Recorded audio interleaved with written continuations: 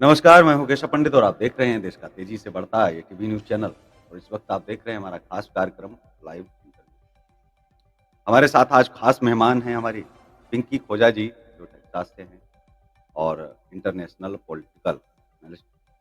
मैं बहुत-बहुत स्वागत है पिंकी जी आपका एटीवी न्यूज़ चैनल पर। Thank you. सबसे पहले तो आपको आज हनुमान जयंती की बहुत-बहुत शुभकामनाएँ क्योंकि आज हनुमान जयंती भी है और पूरा विश्व जो है मना रहा है भगवान हनुमान की जयंती को। तो अब हम आगे बढ़ते हैं सवालों में। अमेरिकन्स को लेकर के भारत जो है एक अलग तरह से ही सोचता है, एक अलग तरह का प्यार है, क्योंकि भारत के शायद अगर आप किसी भी युवा से पूछेंगे कि क्या आप अमेरिका जाएँगे? तो मुझे लगता है कि वो अमेरिका जाने के बारे में ज़रूर कहेगा कि एक बार जाना चाहूँगा। लेकिन मेरा सवाल अलग है कि अमेरिकन्स भारतीयों के प्रति क्या विचार रखते हैं, क्या भाव रखते हैं और कैसे सोचते हैं उनके बारे में? उनके एजुकेशन के बारे में, धरोहर के बारे में, विरासत के बारे में। जब वो भारत घूमने आने के लिए सोचते हैं भारत में, तो वो क्या देखना पसंद करते हैं यहाँ का जो जो धर्म है, संस्कृति है, या यहाँ की विरासत है, या यहाँ की वास्तुकला है, या यहाँ की एजुकेशन या तमाम तरह की चीज़ें हैं। तो सबसे ज़्यादा किसे वो पसंद करते हैं और किसे मानते हैं कि इस चीज़ को देखा जाना चाहिए? जी। तो जब इंडिया मतलब इंडिया के लोगों को भी लेकर हम यही है कि इंडिया के लोग बड़े अच्छे होते हैं, वेलकमिंग होते हैं। वहाँ पे काफ़ी चीज़ें घूमने के लिए होती है, काफ़ी चीज़ें जैसे हमारे कल्चर्स, स्पेशली हम अपने बच्चों को यही सिखाते हैं कि वहाँ के कल्चर्स वगैरह, वहाँ की भाषाएं है, ये सब कुछ पसंद करते हैं देखना। जी। वर्तमान समय में हम राजनीति से अगर शुरुआत करें, जो पिछली सरकार रही वो बाइडेन साहब की थी, बाइडेन से पहले ट्रम्प साहब की थी। तो जी। पिछली बार जब पहली-पहली बार ट्रम्प साहब आए थे, तो बड़ा अच्छा काम किया, बहुत अच्छे रिश्ते थे भारत के साथ भी और शायद हम अन्य देशों को भी देखें तो भी। इस बार जब ट्रम्प साहब आए, एक अलग ही रूप देखने को मिला, हालाँकि ये किसी को पता भी नहीं था कि ये 22 जनवरी तक क्या-क्या करेंगे, जिस तरह तुलसी गबार्ड से लेकर के तमाम उन्होंने लोगों को स्थान दिया कैबिनेट में, चाहे मस्क जी हों। तो जो बदलाव आया, ट्रम्प साहब के अंदर जो एक तरह का ख़ास बदलाव जो देखा है दुनिया ने, कि वो अब एक एहसास कराना चाहते हैं कि अमेरिका को आप जो है नज़रअंदाज नहीं कर सकते। सहमत, असहमत हो सकते हैं फैसलों से, लेकिन नज़रअंदाज नहीं किया जा सकता, हम आज भी महाशक्ति हैं। इसके पीछे वजह क्या है? क्यों एहसास ऐस कराया जा रहा है? जी। ऐसी कोई बात नहीं है। वो जो पहले काम कर रहे थे, वही काम अभी कर रहे हैं, पर अभी थोड़ा ज़्यादा दिख रहा है। जब वो लास्ट टाइम आए थे, तब इतना ज़ोरों-शोरों से नहीं हो रहा था, क्योंकि शायद उनको पता है ना कि अगर उन्होंने पहले ही फर्स्ट उनका जब टर्म था, तभी अगर वो ऐसा करते, तो शायद वो दोबारा जब खड़े रहते, तब उनको इतने वोट्स नहीं मिलते। तो इसलिए उन उस टाइम पे जब पहली बार आए थे, तब उन्होंने बड़े शांति से काम किया, और इस बार सबको दिख रहा है। और मुझे नहीं लगता, मतलब हर कोई कह रहा है कि वो गलत कर रहे हैं, उन्होंने ये किया वो किया, पर अगर आप देश के हिसाब से सोचो, एक नागरिक के हिसाब से, तो वो बहुत अच्छा ही कर रहे हैं। क्योंकि उनको, मतलब उन्होंने जिनको भी यहाँ से निकाला है, वो ऐसे ही किसी को भी नहीं निकाला है। वो जिनका क्रिमिनल बैकग्राउंड रहा है, या फिर जो गलत तरीके से देश में घुसे हैं, तो उन्हीं को वो निकाल रहे हैं और उन्हीं को तंग कर रहे हैं। और मुझे नहीं लगता है कि उनका बोलना गलत है।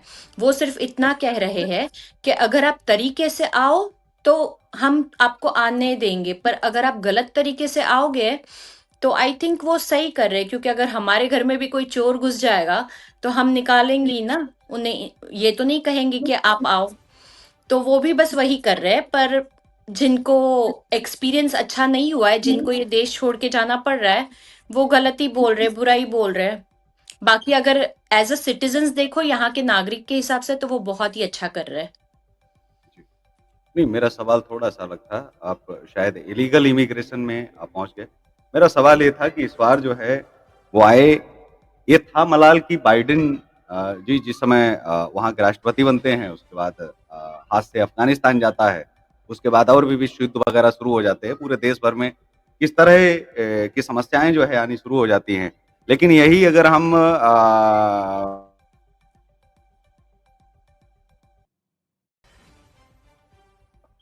इलीगल इमिग्रेशन को लेकर के मेरा सवाल नहीं था, जैसे टैरिफ बढ़ रहे हैं, अभी पूरी दुनिया पर लगातार इन्होंने टैरिफ लगाए हैं, भारत पर लगाया, भारत ने पलट करके कुछ बढ़ाया नहीं, कि ठीक है, वो आपकी इच्छा है, आप उसको लगा सकते हैं और उनको लगा।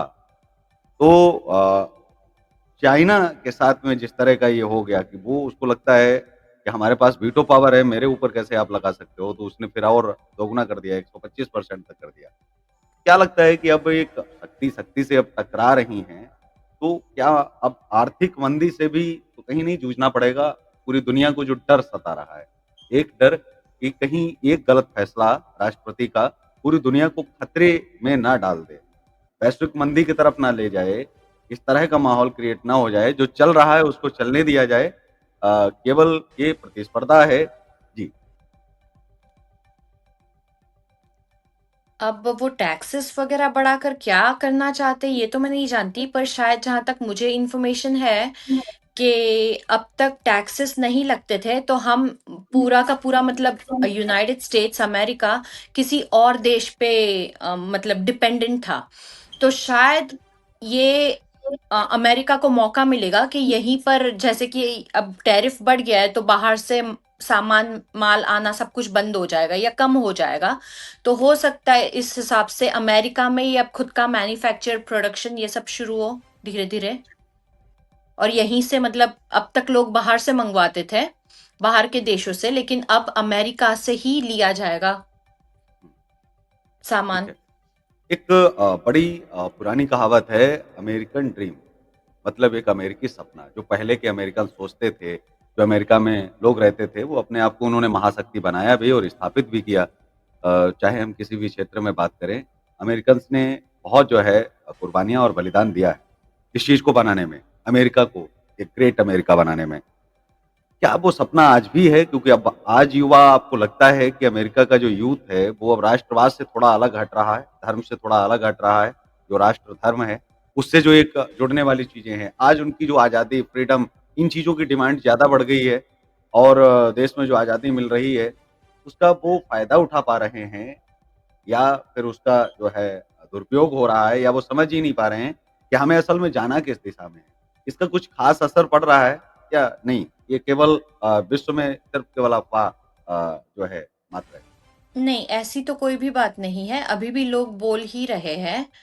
और अभी भी लोगों को हक है उनके ओपिनियंस देने का, बोलने का, और वैसा चल ही रहा है। पर अभी अ, हुआ ये था रिसेंटली कि किसी और, मतलब यहाँ पे एक अमेरिकन था जो ग्रीन कार्ड पे था, उन्होंने किसी और देश के खिलाफ आवाज उठाई, तो उनको थोड़ा मतलब प्रॉब्लम आई। वो इस वजह से क्योंकि ट्रम्प ये ही कह रहे हैं कि अगर आप इस कंट्री में रह रहे हो, आप यहाँ पे कमा रहे हो, यहाँ का खा रहे हो, यहाँ का पी रहे हो, तो आप यहीं के लिए प्रोटेस्ट करो। अगर आप दूसरी कंट्री का प्रोटेस्ट कर रहे हो यहाँ पे रहने के बावजूद, तो फिर बाद में आप उसी देश में जाओ। जी, जी। बिल्कुल, बात तो जो है सही है कि जिस देश में और ये समस्या शायद अमेरिका के अंदर ये पहली बार नहीं है या फिर ये केवल एक देश की समस्या हो, ये सभी राष्ट्रों में लोग अपने आप को अपना चेहरा चमकाने के लिए, उठने के लिए ये सब जो है करते रहते हैं। उनको बाहर से फंडिंग भी आती है, क्योंकि उनको बाहर से पैसा भी मिलता है और यही कारण है कि लोग जो है बिक जाते हैं।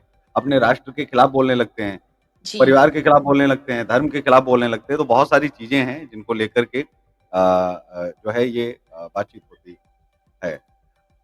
अगर हम अमेरिकी स्वास्थ्य सेवा प्रणाली की अगर बात करें तो वहाँ पर सबसे ज़्यादा वरीयता अभी भी किसको दी जा रही है? जो स्वास्थ्य सेवाओं में क्या आयुर्वेद भी वहाँ पर बढ़ रहा है? लोग योगा को भी एक्सेप्ट कर पा रहे हैं और जिस तरह का हम देखें कि भारत में खान-पान और वहाँ के खान-पान में क्योंकि आपने भारत भी घूमा है और एन्जॉय भी आपने किया है कि भारत को देखा भी है कि यहाँ का खान-पान और वहाँ के खान-पान में कुछ अंतर आपको लगा कि नहीं वहाँ पर ज़्यादा पौष्टिक है, हेल्दी है और यहाँ पर लोग जो है अलग तरह का भी खाना जो है खाते हैं, सबसे ज़्यादा फास्ट फूड है, तला हुआ है? जी, ऐसी तो कोई बात नहीं है, यहाँ पर भी वही फास्ट फूड वगैरह चलता है। यहाँ पर लोगों को टाइम नहीं होता है, तो लोग घर में खाना बनाने से ज्यादा बाहर खाना प्रेफर करते हैं। हुँ, तो बाहर बर्गर वगैरह इन्हीं पे चलता है।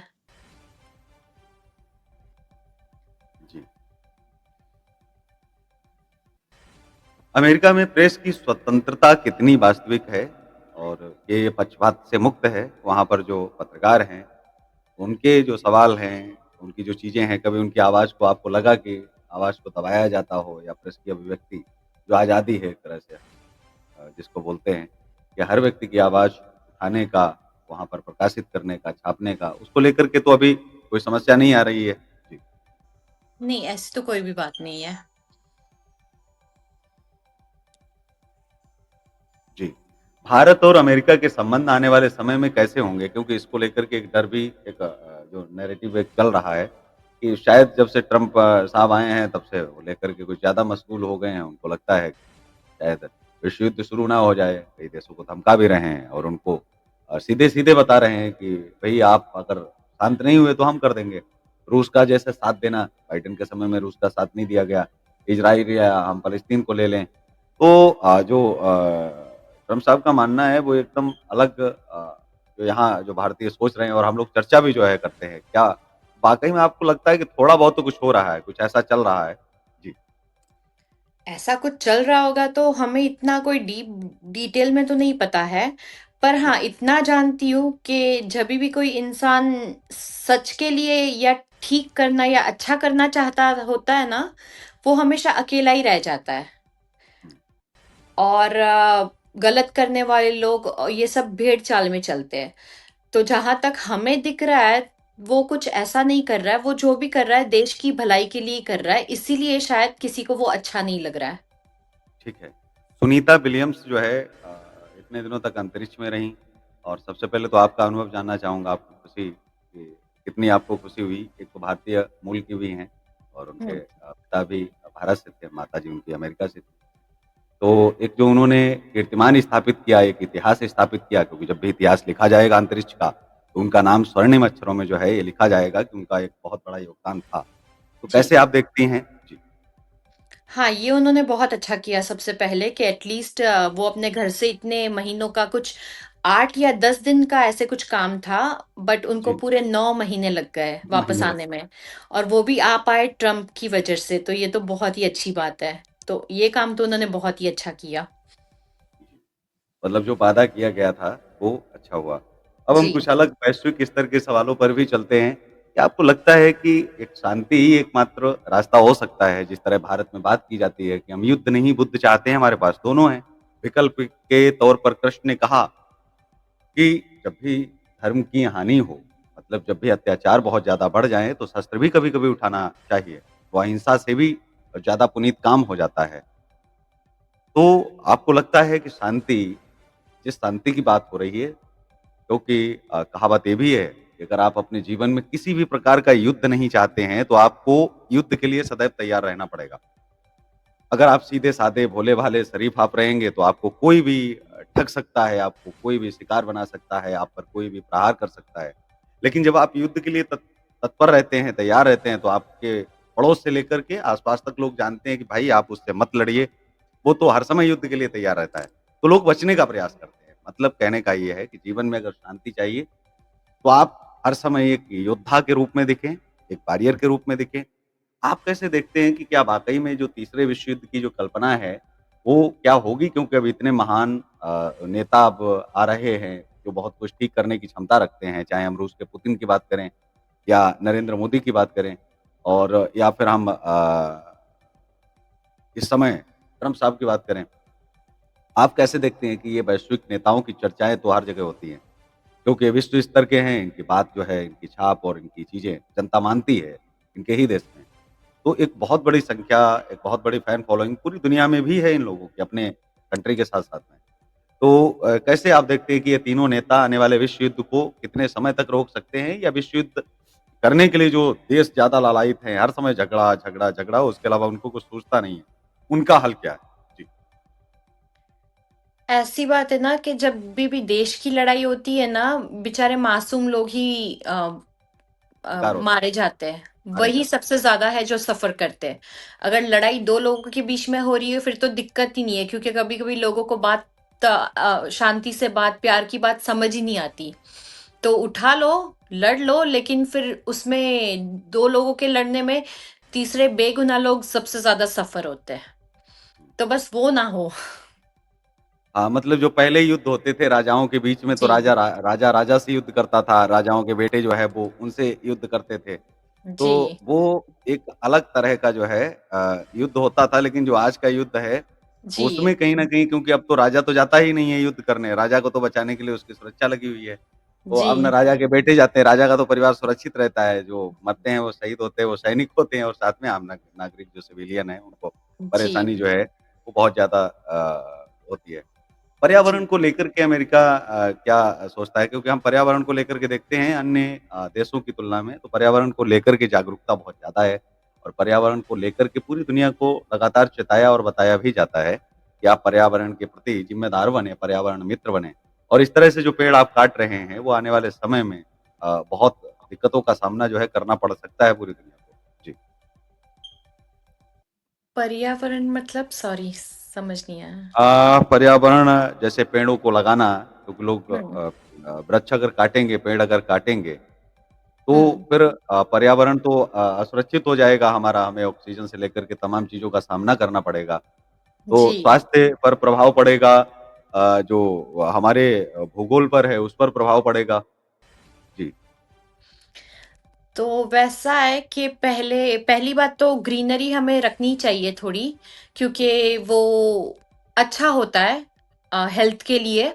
आजकल लेकिन हर कोई काट के बस खुला करने की कोशिश कर रहा है। अब मुझे तो ये बात समझ ही नहीं आती कि पहले हम कहते पेड़ काटो ताकि जंगल कम होगा तो जानवर कम होंगे, और अब जब सब कुछ कम हो गया है, तब हम कह रहे हैं कि नहीं अब पेड़ लगाओ, पेड़ लगाओ। तो फिर काटो काटो ही मत ना, काट ही क्यों रहे हो? जी।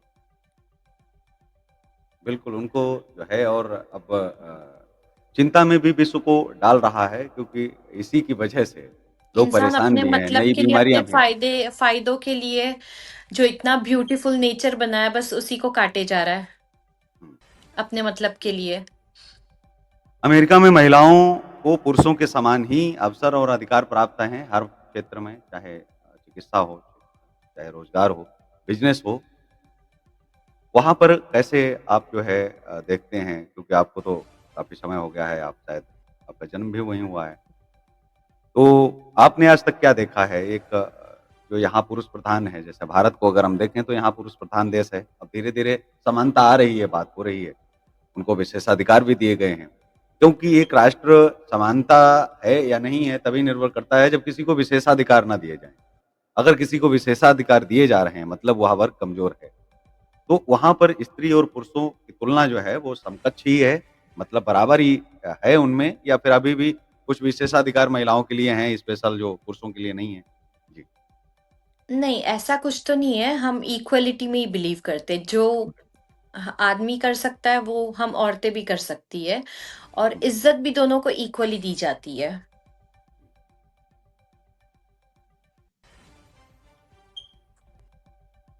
जी।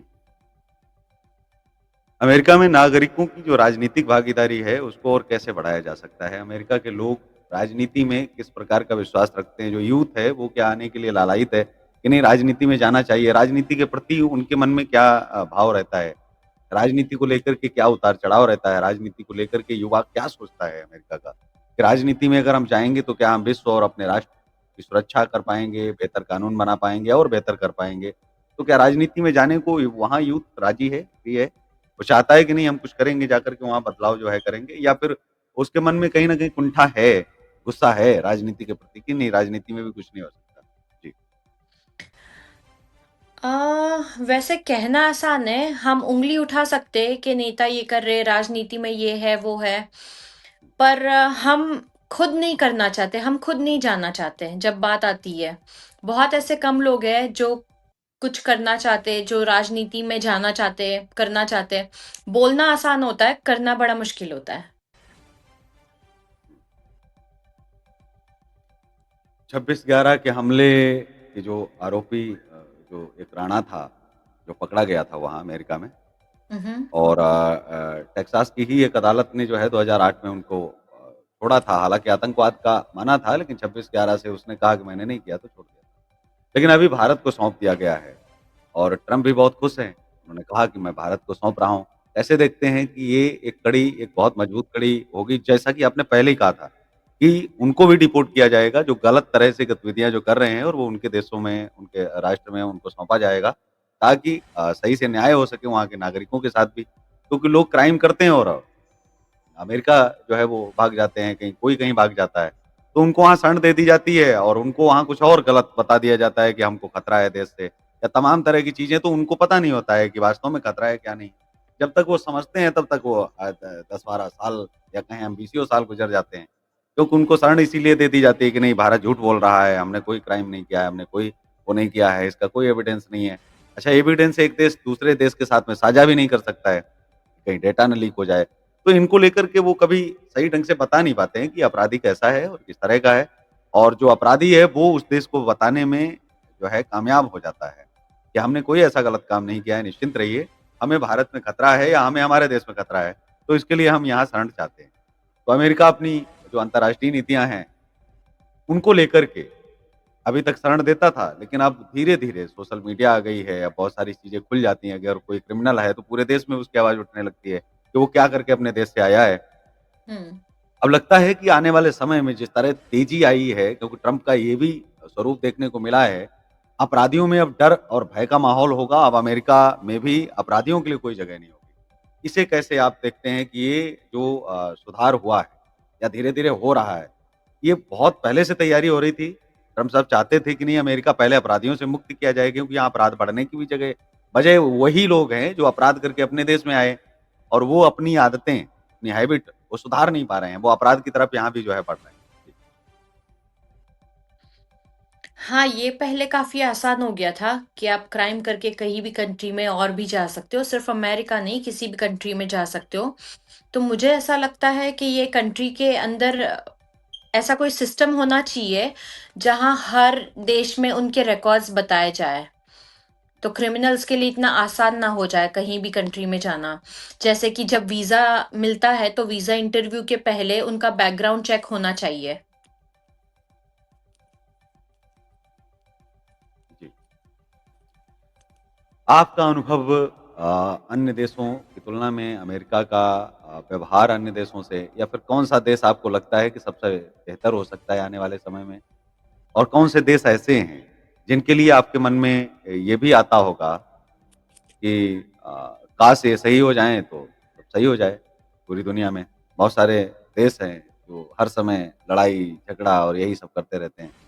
ना उनका कोई अस्तित्व है और न चीज़ें हैं, और वो शायद बार-बार विश्व को संकट में डाल देते हैं।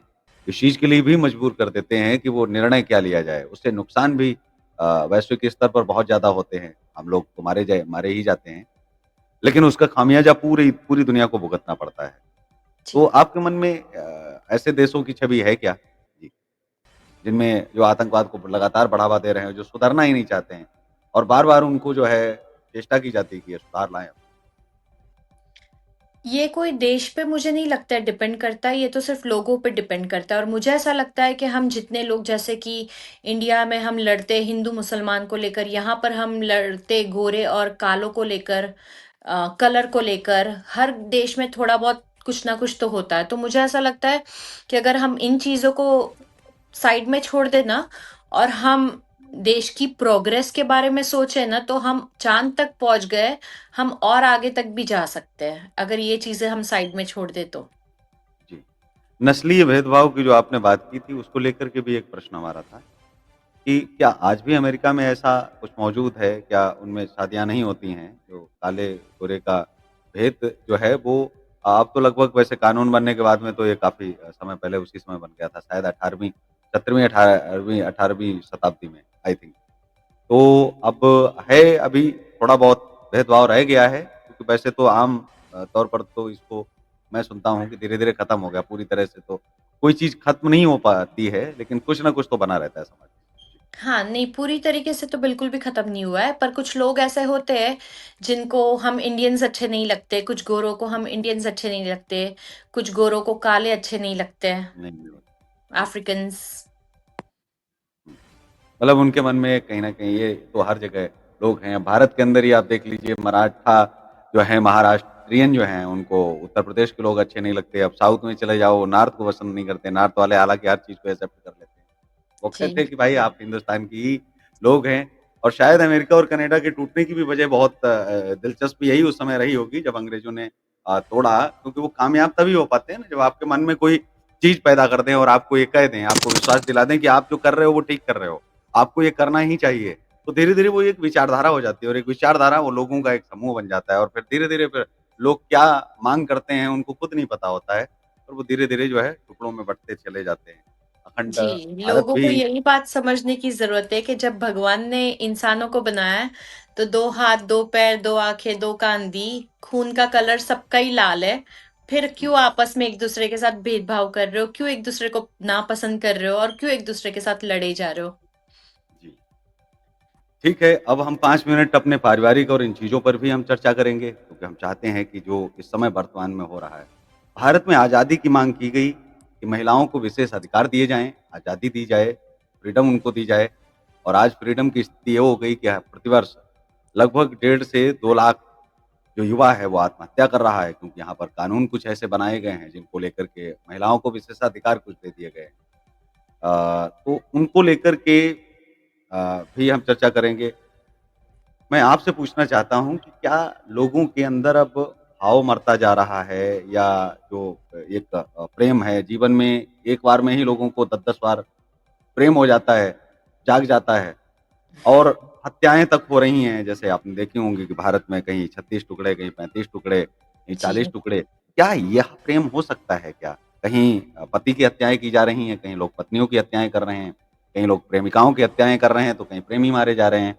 क्या इस प्रेम को तो भगवान कृष्ण ने या फिर जितने भी हमारे आए हैं हर धर्म में जो भी पैगंबर हुए हैं जो है जीसस हुए हैं, हर धर्म के अनुयायी जो है वो यही मानते हैं कि हमारे धर्म में कुछ भी गलत नहीं है और प्रेम को लेकर के बहुत साफ है, क्लैरिटी है।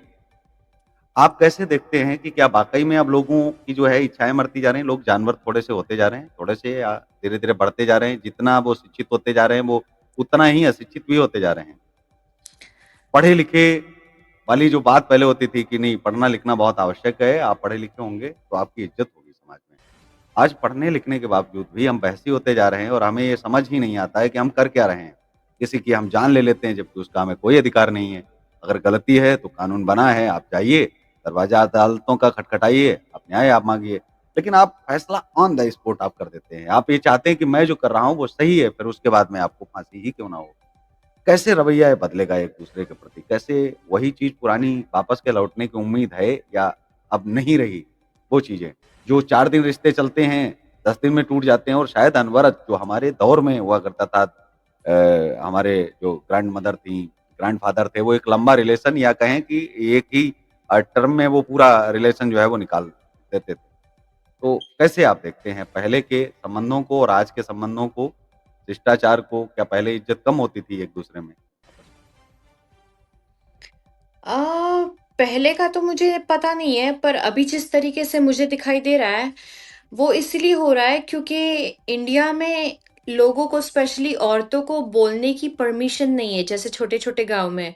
अगर औरत कुछ कर रही है, तो उसे गलत कहा जाता है, गलत समझा जाता है, उसे पहले ही जज किया जाता है। कोर्ट से पहले ही फैसला हो जाता है कि औरत गलत है या आदमी गलत है। हर औरत गलत नहीं होती, ना ही हर आदमी गलत होते हैं। बट मुझे ऐसा लगता है थोड़ा-सा सिस्टम में सुधार आना चाहिए। अगर सिस्टम में सुधार आ जाएगा, तो हर इंसान को एक भरोसा होने लगेगा कि हाँ, हम कोर्ट में जाएँगे या हम पुलिस में जाएँगे तो हमारे साथ जस्टिस होगा।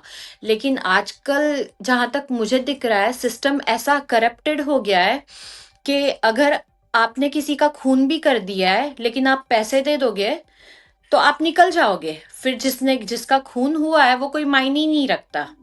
इंसान की जान की कोई आजकल कीमत ही नहीं है, हर कोई अपना बस फ़ायदा ही फ़ायदा देख रहा है कि हम कैसे लोगों से बस फ़ायदा निकलवा पाएँ। तो जिस दिन सिस्टम थोड़ा अच्छा हो जाएगा, लोगों को भरोसा आने लगेगा ना कि हाँ, सिस्टम हमारे लिए भी है, सिर्फ़ पैसे वालों के लिए नहीं है और सच के लिए सिस्टम है, तो आई थिंक लोग ये सब क्राइम एक्टिविटीज़ ये सब कुछ करना बंद कर देंगे और स्पेशली औरतों को, मर्दों को, किसी को भी, हर किसी को उनके हक के बारे में या अपने बारे में सोचने की परमिशन होनी चाहिए, चाहे वो सिंगल हो, चाहे वो मैरिड हो या चाहे वो 2-4 बच्चों की माँ हो। अगर उनके पति से या उन अगर कोई भी आदमी को अपने पत्नी से नहीं जम रहा है, तो बोलने की इजाज़त होनी चाहिए कि हाँ, नहीं जम रहा है। लेकिन हम क्या सोचते हैं कि नहीं, लोग क्या सोचेंगे, सोसाइटी क्या सोचेगा? और फिर बाद में हम ऐसा कुछ काम कर देते हैं, जिससे हमें लगता है कि किसी को पता भी नहीं चलेगा और हम भी आज़ाद हो जाएँगे। जी, शायद हम आज़ादी के चक्कर में कुछ गलत फैसले ले लेते हैं। जी, जैसे समाज में रेप विक्टिम को इस तरह से देखा जाता है कि वो विक्टिम नहीं, वो दोषी है। क्रिमिनल है, एग्ज़ैक्टली। और ये हाँ, तो ये देखना कि मानसिकता एक मर्दानगी वो नहीं है, जब आप किसी की इज़्ज़त नहीं कर रहे हो, आप चीज़ें नहीं कर रहे हो, तो उनको लेकर के एक समाज की जो अवधारणा है, वो बदल नहीं पा रही है। इतनी एजुकेशन इतना विज्ञानवाद के युग में भी अगर हम देखें और इतना सब कुछ समझदार होते हुए कि वो किसी के घर में भी हादसा हो सकता है, किसी के घर में भी कल को कुछ हो सकता है, लोग बहन-बेटियों वाले हैं, सबकी बहन हैं, सबकी बेटियाँ हैं, उसके बावजूद भी लोगों में जो वो भाव है, वो देवी वाला कभी आता ही नहीं है कि एक तो वो पीड़ित है, उसको उसकी वेदना को समझो, उसकी पीड़ा को समझो, उसके पेन को समझो। आप उसको हेल्प करो, आप उसको प्रोटेस्ट करो, शायद उसमें एक जीने की एक ख़्वाहिश जग सके और शायद वो नज़रिया बदल सके पुरुषों के प्रति। उसके मन में क्या चल रहा है उस समय, उसको तो हर व्यक्ति फिर वैसा ही लगेगा कि ये क्या सोच रहे हैं। मतलब हमें प्रोटेस्ट करने की बजाय ये उसको ज़्यादा अच्छी नज़रों से देखते हैं, जो दोषी है, जो आरोपी है। और हमारे प्रति इस तरह का जो है व्यवहार इनका, भले ही नहीं कह रहे हैं लेकिन मौन कहते हैं कि जो शोर है उसकी पहुँच कान तक होती है और जो खामोशी है उसकी पहुँच आसमान तक होती है। तो वो चीज़ समझ तो रही है ना कि समाज में क्या चल रहा है। तो स्त्री वेदना पर तो बहुत सारी चीज़ें हैं और कहा भी जाता है भारत के अंदर कि यहाँ स्त्री और दलित का दर्द केशव पंडित होकर के तो नहीं समझा जा सकता है। उसके लिए तो या तो स्त्री होना पड़ेगा या फिर दलित होना पड़ेगा और इन दोनों का शोषण भी बहुत ज़्यादा हुआ है। तो जी, अब आज आपने समय दिया उसके लिए भी आपका बहुत-बहुत आभार, बहुत-बहुत आपका धन्यवाद और हम आगे भी इसी तरह से कुछ विशेष चीज़ों पर भी हम सवाल लाएँगे, जैसे इल्लीगल इमिग्रेशन पर लोगों के सवाल होंगे, इसके बाद में लोगों के कमेंट्स भी आएँगे या और क्या अमेरिका के बारे में जानना चाहते हैं और क्या जानना चाहते हैं। बहुत सारी चीज़ें होंगी, बहुत सारे सवाल होंगे, तो उनके सवालों को लेकर के भी हम प्रस्तुत होंगे और हम इसी तरह से आगे जो आम जनमानस हैं, एक-दूसरे देश के साथ में जो हिंदी भाषी हैं, उनको जानकारियाँ भी शेयर करते रहेंगे, ताकि लोग जी, घर बैठ कर के उन चीज़ों को और बेहतर तरीके से जान पाएँ। इन पर भी विश्लेषण चलते रहेंगे। तो जी, आपका एक बार पुनः से मैं धन्यवाद ज्ञापित करना चाहूँगा और एक बार जी, फिर से समस्त विश्ववासियों को भारत और अमेरिका के सभी नागरिकों को हनुमान जयंती की बहुत-बहुत शुभकामनाएँ। हनुमान जी आप सभी के जो है परिवारों में खुशियाँ लाएँ, आपके जीवन में खुशियाँ लाएँ और आपको कोई भी प्रॉब्लम और तकलीफ, पीड़ा हो, तो वो उनको दूर करें। जय जी। हिंद, वंदे मातरम।